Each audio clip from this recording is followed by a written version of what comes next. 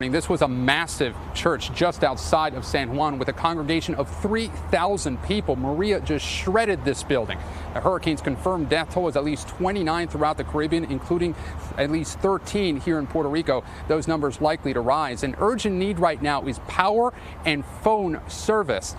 That is hampering recovery efforts, a communications breakdown. Heartbreaking rescues in isolated mountain towns. Puerto Rico is an island in crisis. Everything is gone. Almost everything is gone.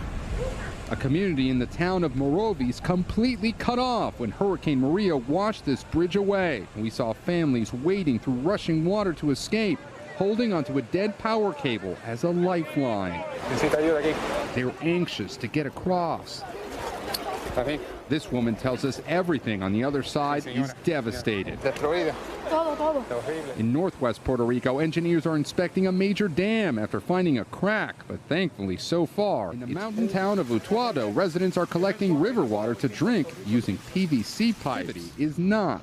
In San Juan, firefighters repurpose floodwaters to put out a blaze. The reason many of these containers are still here is because of a communications nightmare. There's no power, very little fuel, and many drivers aren't showing up for these deliveries, so much needed supplies aren't getting to those in need. Now today, the acting Homeland Security Secretary is set to visit Puerto Rico. This as the Trump administration is pushing back hard against growing criticism that the federal government was caught off guard. This morning at San Juan's main port, critically needed supplies and thousands of shipping containers are just sitting there and not getting to people who need them in the wake of Hurricane Maria.